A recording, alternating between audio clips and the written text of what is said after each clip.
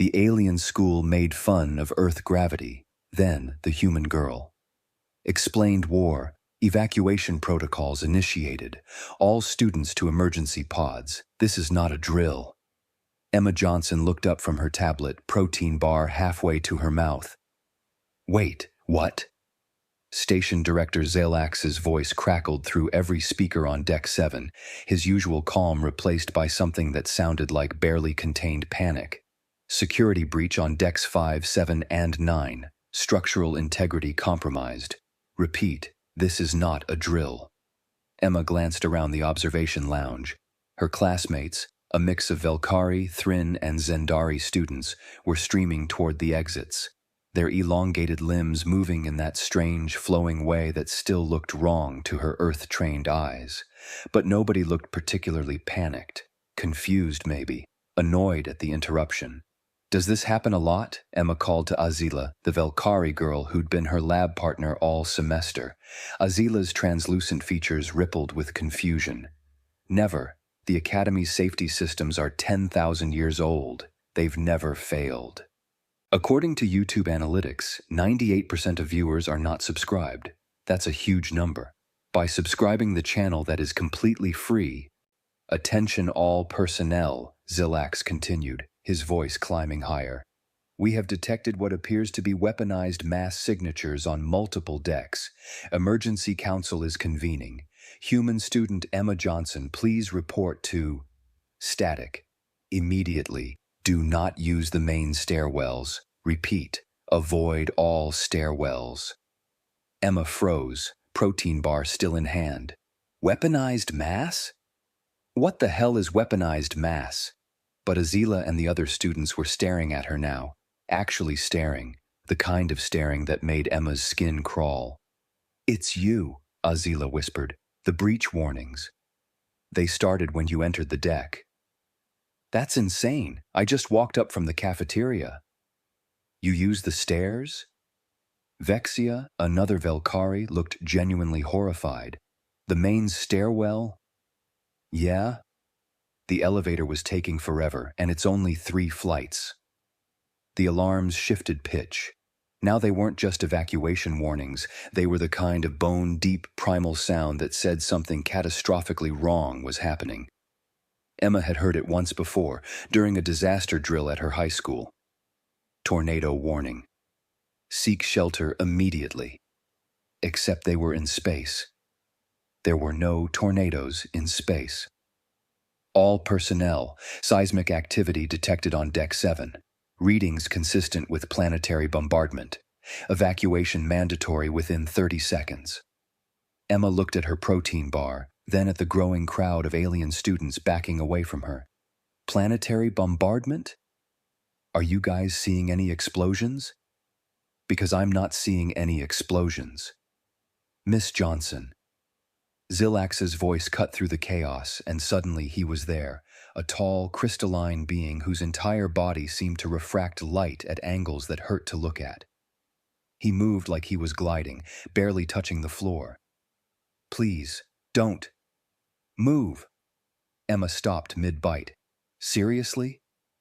Your bone density is registering at 2.8 times standard biological tolerance. Your skeletal muscular system is generating force readings that our sensors classify as siege weaponry. When you walked up the stairs, you triggered proximity alarms designed to detect invasion-class mass drivers. Emma blinked. I walked upstairs. Your species evolved in 1.0 G. Zilax said it like he was pronouncing a death sentence. Miss Johnson, do you understand what that means? The gravity well you call normal is what we use to test military-grade pressure suits. Your casual movement, your normal walking, generates kinetic force that would shatter most species' bone structure. So, you guys evolved on low-gravity worlds? The galactic standard is 0.4 G. The highest gravity world that evolved sentient life before Earth is 0.6 G. Your homeworld is nearly double that. Zilax's crystalline features somehow conveyed absolute horror. You're standing here, eating a protein bar during a station-wide emergency, and you don't even notice that every step you take is registering as a seismic event. Emma looked down at her feet, her normal, regular, human feet in their worn sneakers. "You're telling me I'm too heavy to use the stairs?" "You're telling us," Vexia said from somewhere behind the safety barrier that had apparently appeared, "that your entire species lives their whole lives under pressure that would kill us in minutes." Emma took another bite of her protein bar. "I mean, yeah, it's just gravity." The alarms were still screaming. Professor Kael'thas arrived 17 minutes later, flanked by 3 security drones and carrying what looked like enough monitoring equipment to scan an entire planet. The tall, willowy academic, some kind of insectoid species Emma hadn't learned yet, set up a perimeter around her like she was a bomb waiting to detonate. "Don't move," Kael'thas said. Not unkindly, but firmly. "Every motion you make is generating readings that violate 3 fundamental principles of biology as we understand them." Emma, still sitting exactly where Zilax had told her to stop, raised an eyebrow. "I'm literally just sitting here." "Yes. And your resting muscle tension is equivalent to a Thryn warrior in full combat stance." Kael'thas adjusted something on his scanner, and the device immediately started beeping in distress. "This is... Miss Johnson, how is your skeletal structure not collapsing under its own mass?" "Because bones? Bones that exist in 1.0 G. Kael'thas looked like he was about to have an existential crisis. "Bones that are designed to support that kind of pressure. Do you understand how dense that makes them? Your femur could be used as a structural support beam in most civilian stations." Azila, watching from behind the safety barrier, made a sound that might have been a laugh or might have been fear. "We spent all semester making fun of how primitive your gravity was." "Yeah, I noticed," Emma said dryly. "We thought it meant your species was weak, that you couldn't adapt to real environments." Vexia's voice was small now, embarrassed. "In orientation, half the class was laughing about gravity well dwellers who probably couldn't handle 0G. Emma remembered. She'd smiled politely and let it slide because, honestly, what was she going to say? Actually, Earth gravity would literally crush you to death. But sure, make your jokes. Except now that was exactly what was happening. "Demonstration," Kael'thas announced suddenly. "Miss Johnson, I need you to perform a simple human exercise, something you would consider mundane." Emma stood up slowly. The monitoring equipment immediately shrieked. Zilax flinched so hard his crystalline body actually cracked slightly. "Push-ups?" Emma offered. "That's pretty basic." "Explain the biomechanics first." You put your hands on the ground, keep your body straight, and push yourself up and down. Builds arm and core strength. We did them in gym class." "Gym class," Kael'thas repeated. "Physical education, for children." "Yeah? Proceed." Emma dropped to the floor, every alien in the room tensed, and knocked out 20 push-ups in quick succession. Normal pace, nothing fancy. The kind of thing she'd done 1,000 times in high school. 3 monitoring devices exploded, actual sparks and smoke. Kael'thas jumped back, his compound eyes wide with what Emma was pretty sure was terror. "What the—" Emma stood up, brushing off her hands. "Your musculature just generated 847 newtons of force per repetition," Kael'thas said faintly. That's equivalent to a construction exosuit. A military-grade construction exosuit. It's 20 push-ups. You just performed the equivalent of lifting a small transport vehicle 20 times in 30 seconds using only your arms. Azila made a choking sound. "Emma, I can't lift my own body weight without assistant servos. None of us can. That's why we use exosuits for any kind of physical labor." Emma stared. "Wait, seriously?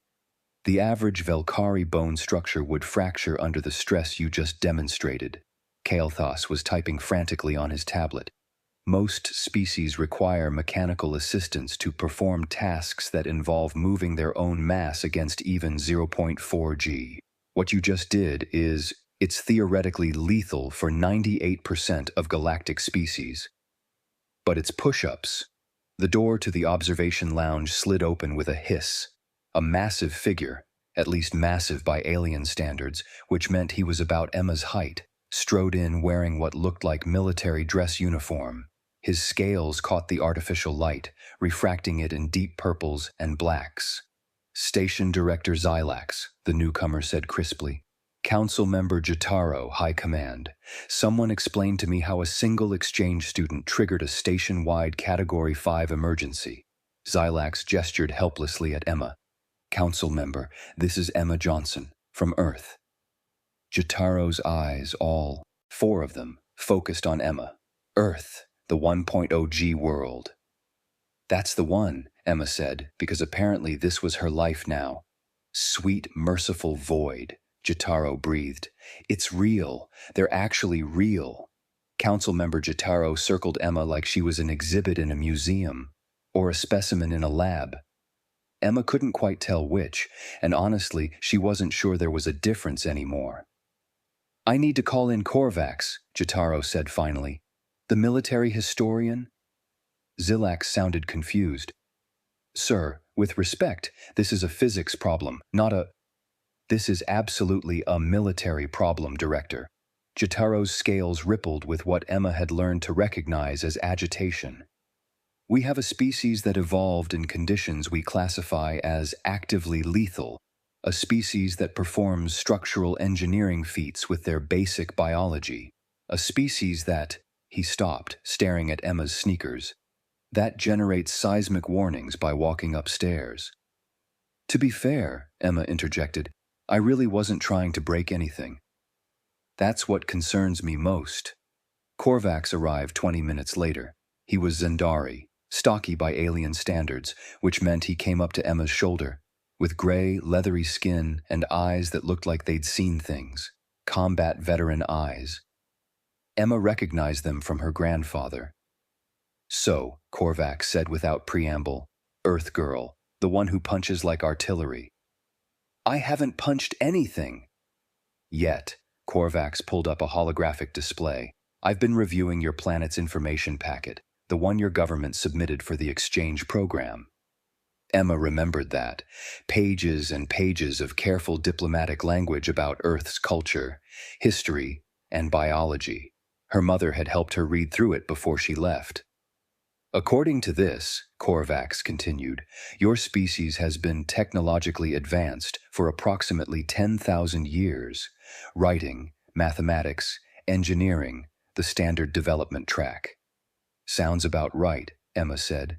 "And you've been at war for approximately 10,000 years." The observation lounge went very, very quiet. Emma shifted uncomfortably. "I mean, not continuously." "Your information packet lists 2,147 distinct armed conflicts in recorded history. That's just the major ones." Korvax's eyes never left hers.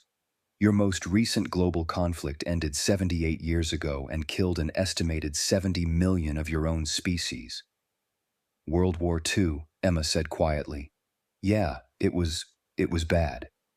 "And before someone asks," Korvax said to the room at large, "I've confirmed this isn't a translation error.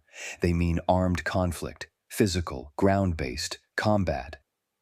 Azila laughed. It was a nervous, broken sound. "That's impossible. Physical conflict at 1.0 G? The casualty rate would be 70 million, Korvax repeated. "In 6 years, and that was just one war." Vexia made a sound like air escaping. "But how? Low-gravity species can't sustain physical combat. Our bones are too fragile. Any significant impact causes catastrophic structural failure. That's why all galactic conflicts are fought with distance weapons, drones, and diplomacy." "Right," Emma said slowly, pieces clicking together, "because you guys are fragile." "We prefer appropriately adapted to our environments," Kailtas said stiffly. "But you've never had ground combat, like soldiers fighting on foot." "Fighting on foot would be suicide," Jotaro said flatly. "Ivelkari falls from standing height and risks fractures. A Thryn collision at running speed could be fatal. Physical altercation isn't survival strategy, it's mutual annihilation. Emma looked around the room, at the aliens behind their safety barriers, at the monitoring equipment that had exploded from watching her do push-ups, at species who needed exosuits to lift their own body weight. "Oh my God," she said, "you guys have never had martial arts." Martial what? Combat sports, boxing, wrestling, judo, MMA. Emma's mind was racing. Military hand-to-hand combat training. Boot camp. We literally teach our soldiers how to fight with their bare hands. The silence was deafening. Your soldiers, Korvax said carefully, physically strike each other. On purpose. Well, yeah. I mean, ideally you use weapons, but if you don't have any, and this doesn't immediately kill them. Not usually, I mean, people get hurt, but Miss Johnson, Korvax's voice was very calm, the kind of calm that came right before someone completely lost their mind. Are you telling me that your species evolved in an environment where physical violence is survivable? Emma opened her mouth, closed it. I guess? Yeah. And you practice it. Recreationally. I took a self-defense class in high school. Korvax sat down, just sat, right there on the floor, like his legs had stopped working. Council Member Jotaro, sir, we need to convene an emergency session of the full Galactic Military Council. Agreed, Jotaro said faintly. I'm sorry, Emma said, but I'm really confused about why this is such a big deal. 20 alien faces turned to stare at her. Azila spoke first. Emma, we evolved intelligence to avoid physical confrontation, because physical confrontation means death. That's how intelligence evolves. Problem solving to prevent conflict. Right, Emma said. Makes sense. But your species, Vexia continued, evolved intelligence during physical confrontation. You got smarter while actively trying to kill each other. Emma thought about human history, the weapons development, the tactical innovations, the fact that so many of humanity's greatest technological leaps had come from military research. Oh, she said. Oh, shit. Let me make sure I understand this correctly, Councilmember Jotaro said. He'd regained some composure, but his scales were still doing that nervous rippling thing. Your species engaged in persistence hunting. Yeah, Emma said, before we developed agriculture. We'd chase prey animals until they collapsed from exhaustion. For how long? Like hours. Sometimes days. Humans are really good at endurance running. Korvax pulled up another holographic display. The average Velkari can maintain physical activity for 17 minutes before requiring rest. Thrin, 23 minutes. Zendari, if we're in peak condition, maybe 40 minutes. Okay. Miss Johnson, how long can a human run? Emma shrugged. Depends on the person. Marathons about 4 hours for average runners. Ultramarathons can be like 24 hours or more. 24 hours, Azila repeated, of continuous running. Well, you're not sprinting the whole time. We can't sprint for 24 seconds, Vexia said. Our musculature would tear itself apart. Korvax was typing rapidly. And your military forces. You mentioned they carry equipment. Yeah, soldiers carry packs. Gear, weapons, supplies. How much mass?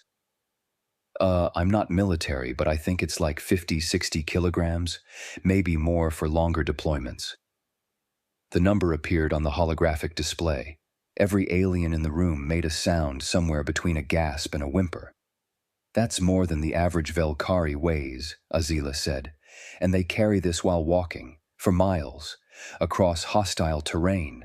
Korvax wasn't asking, he was confirming, like he was checking items off a list of impossible things. March, Emma corrected. It's called marching. Show me. What? The monitoring equipment is recalibrated, safety protocols are adapted. Show me how a human soldier moves. Emma glanced at Zilax, who nodded weakly. She walked to the observation deck's railing, aliens scattered, and hopped up onto it. The metal creaked but held.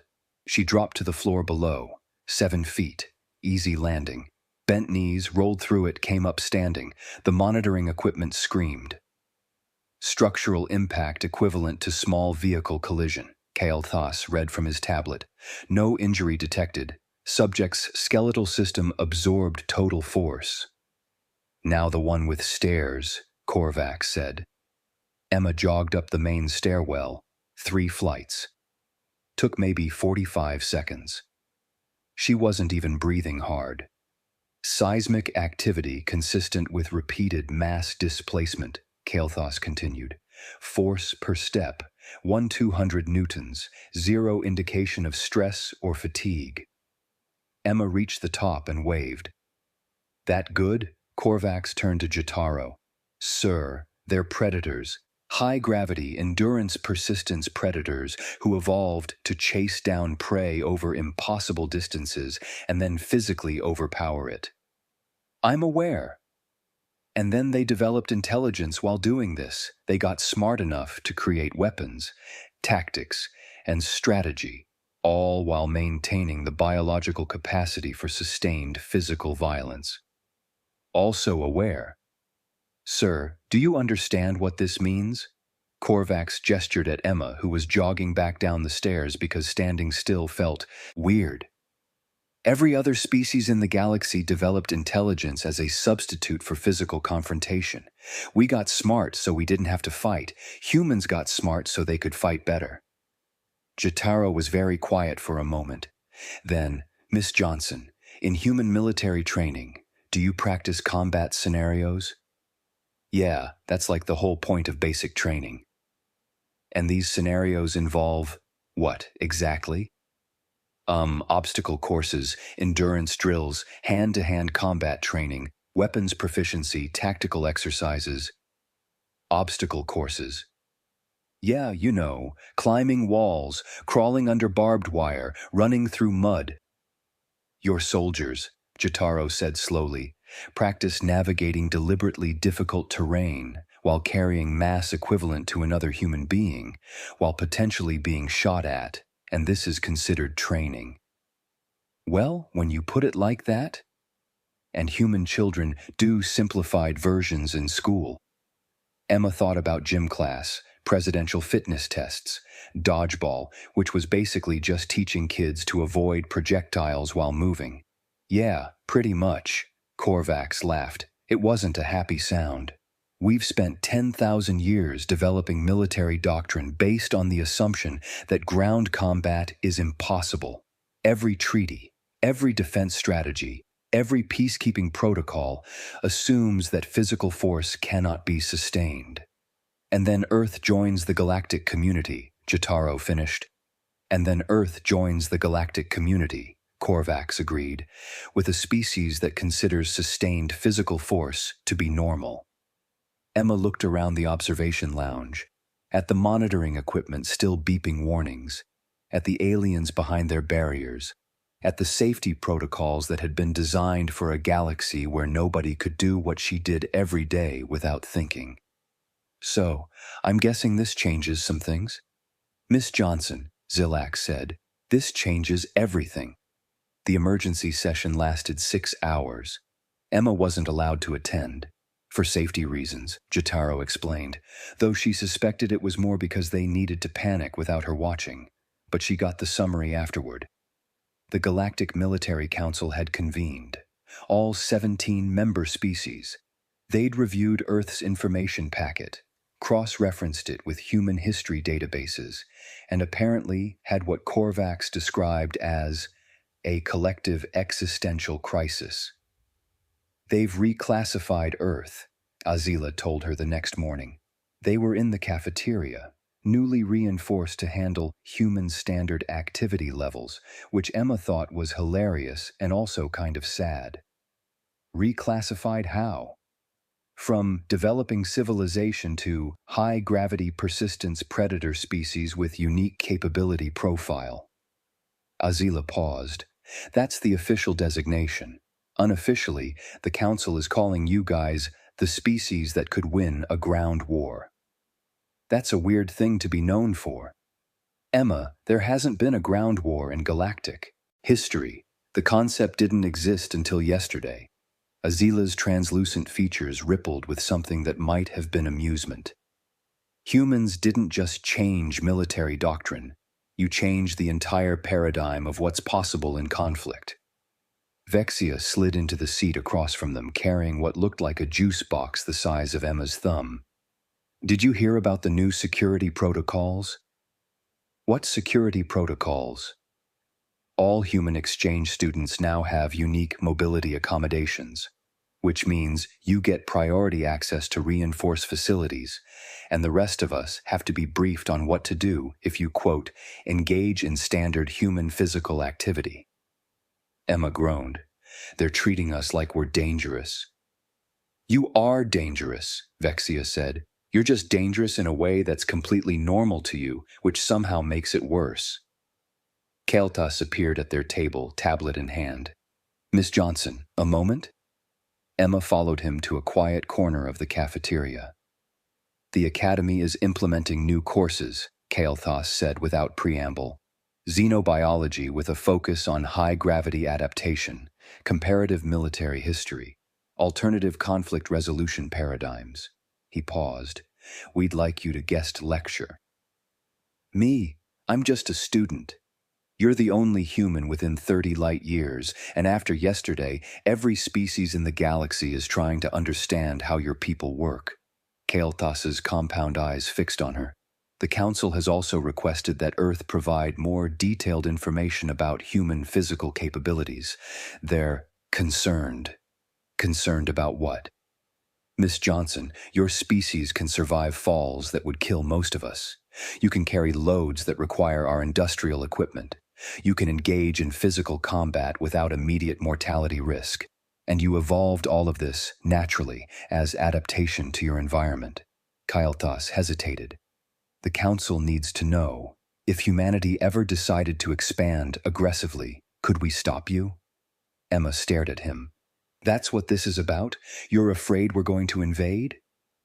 We're afraid we couldn't prevent it if you tried. Kael'thas, we didn't come out here to conquer anyone. We came to learn, to be part of the galactic community. I believe you. The Council believes you. But doctrine requires planning for possibilities. He looked tired. Your species is unique, Miss Johnson.